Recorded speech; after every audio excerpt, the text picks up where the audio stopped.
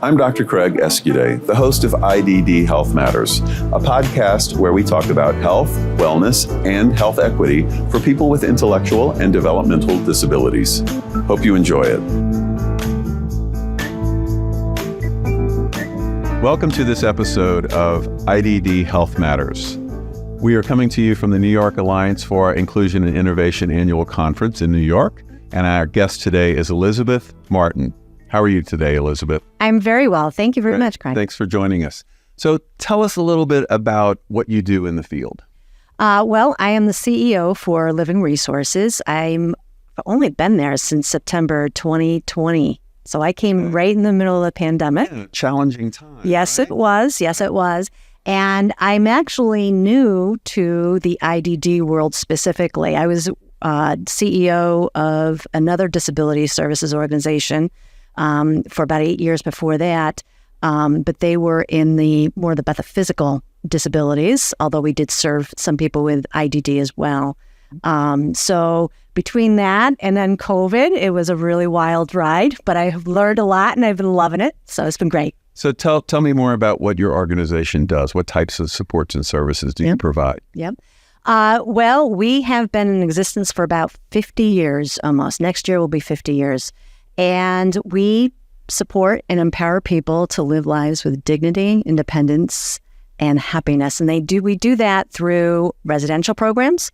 We have a whole bunch of non-residential programs, such as community habilitation, which is one-on-one types of supports. We have day programs and a day program without walls program, which is group activities out in the community and volunteering, a lot of learning job skills in a very rudimentary sort of way in the beginning stages of it. We have employment services for people who are looking for work and need support at work. We have, on top of that, we just added self-direction. So what we did is we have an affiliate organization called Family and Child Service in Schenectady, and we just partnered with them last year. And so now we provide self-direction. And then another thing that we're really known for that we do really awesome is college programs. We have our college experience program, which is a partnership with St. Rose.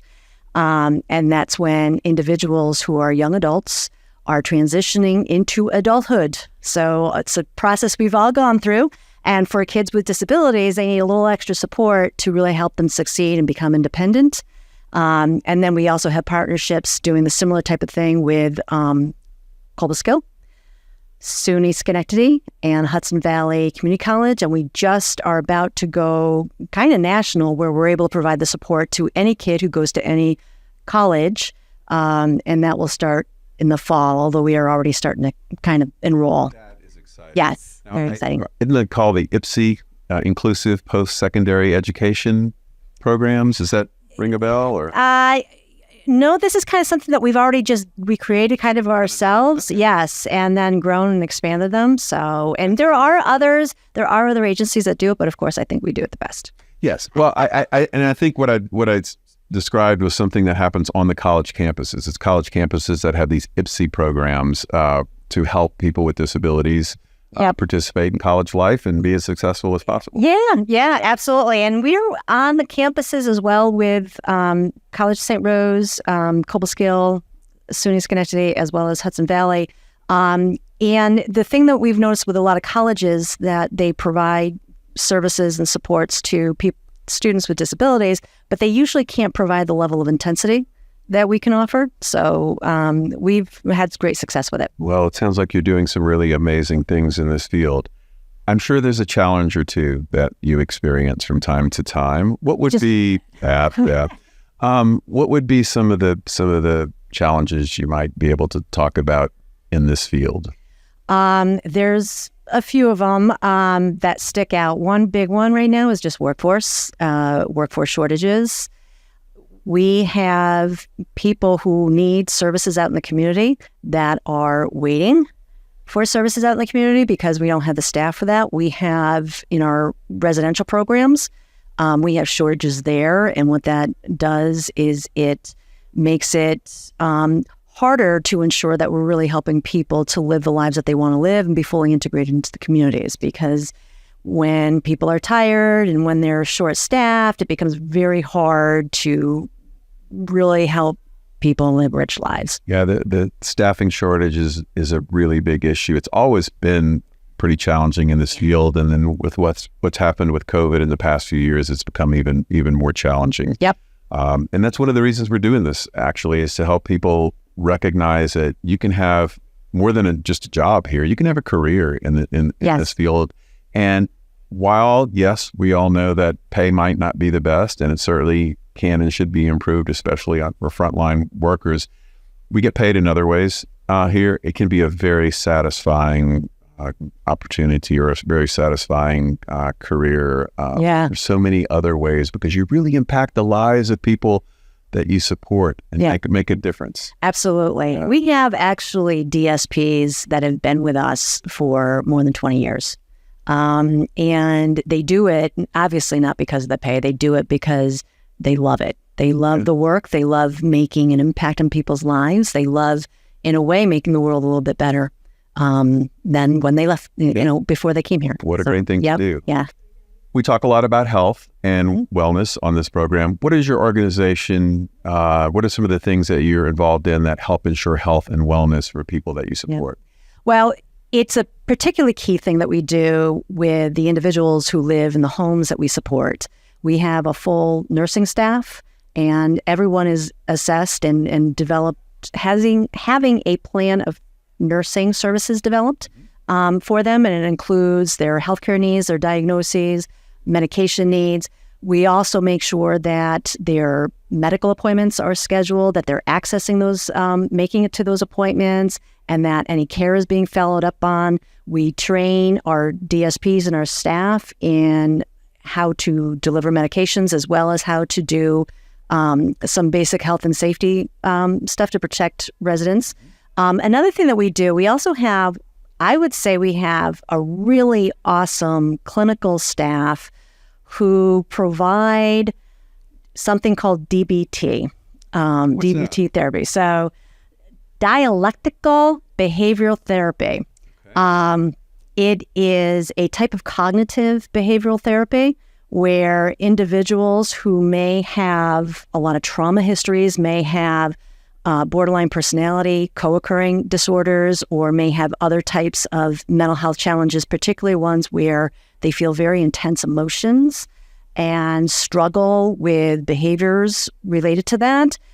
This type of therapy helps them to understand the sensations and the feelings and the emotions around that, and how to better manage expressing that and recognizing that. We've had some really great success with that.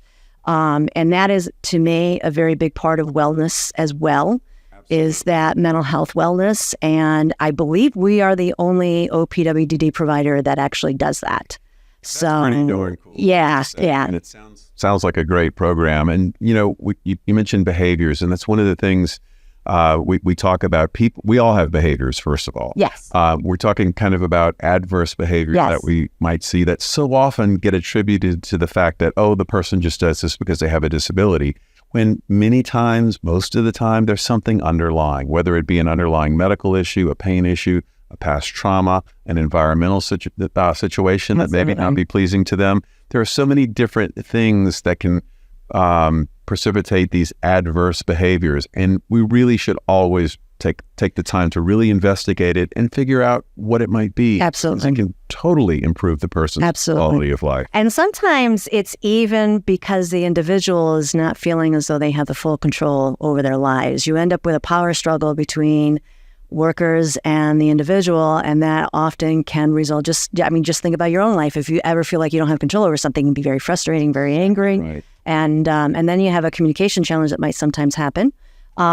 So we're actually, in our organization, also trying to shift our approach to enable people, regardless of whether they're in an IRA, like a supervised group home, or whether they're out in the community, where we are enabling people to have fuller control over their lives and becoming their maximum level of independence. Something like person-centered Yes, it is. And we're trying to take it to the nth degree. We're trying to just take it as far as we can go with it.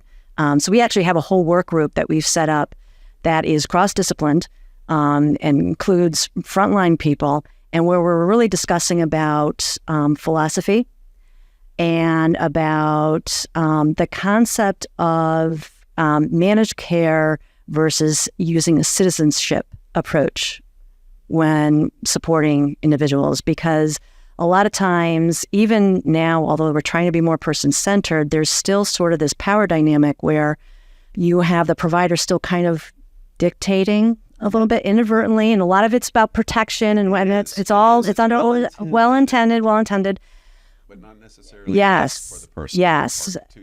Yes, but we're not truly treating them as equal citizens, and we're not helping them to fulfill truly valued citizenship roles that everybody else gets to. So, and it's most predominant in the houses that we support is where we have the struggles with it. So we've got a whole team that is going to be going through looking at our policies and procedures, where we're being inadvertently limiting on people and seeing what we can do to change them. We have another subgroup that's going to be looking at how we educate individuals, staff, and even families about this concept of freedom and control and independence and helping and dignity of risk.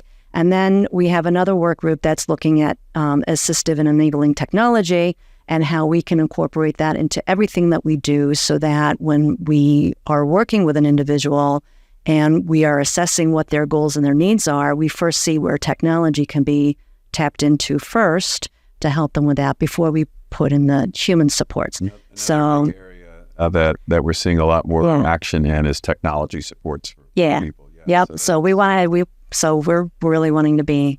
That's I mean, it's fantastic, and I can feel the energy that you have. Oh yeah, I get excited about it. It's wonderful. It's wonderful. Friends for Life Residential Care, specializing in support for individuals with developmental disabilities, offers services like adult day support and home health care. Emphasizing empowerment and quality of life, we live by the motto, "My ability is stronger than my disability." We are currently hiring, welcoming those passionate about making a difference. Learn more and explore career opportunities at friendsforliferc.com.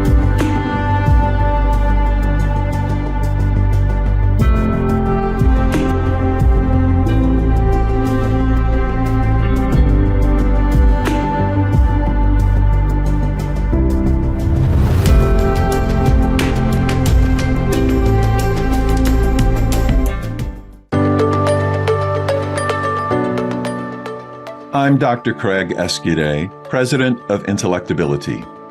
State developmental disability agencies, managed care organizations, and providers across the United States use Intellectability's health risk screening tool, e-learn courses, and person-centered training to improve health equity for people with IDD. Visit replacingrisks.com to learn more about how you can employ these tools with people you support.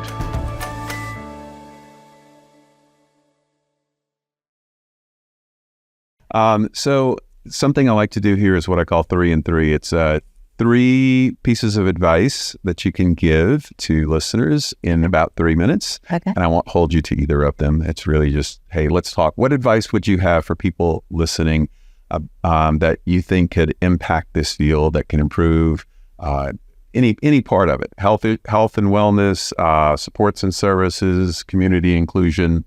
What words of wisdom do you have for our listeners?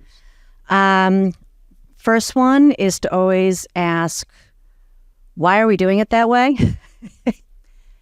Sometimes the answer to that is, well, we've always done it that way. Okay. Yes. The second one is to don't be afraid of regulations in the state. They might be a barrier, but to not use that as the wall. Yes. Makes sense. Yes. I like that. Find ways to work around it as much as you can. I like that. Yes. So that would be my second one. And the third one is it's just having hope I'm an optimistic person. I'm just naturally an optimistic person. And I get excited at the idea of doing something bigger, better than it's been done in the past. And everyone should just try to wake up every day and just think that today is going to be bigger and better than it was yesterday. And I think that can kind of help with when you're going through the challenges of every day, because this industry can drag you down very quickly. Yes. Because there are a lot of challenges. So you have to kind of work yourself out of that and stay positive and hopeful. I think those are great pieces of advice. I'm sitting here with you. I can feel the excitement, the energy, the passion that you have. There's no doubt you're going to have continued success in this field, and I can't wait to see where you go with it and where things move forward with all of the initiatives you have. Yeah. So thank you so much for being part of the podcast, and thank you so much for the work that you do in this field. Thanks for having me. I enjoyed it. It was fun.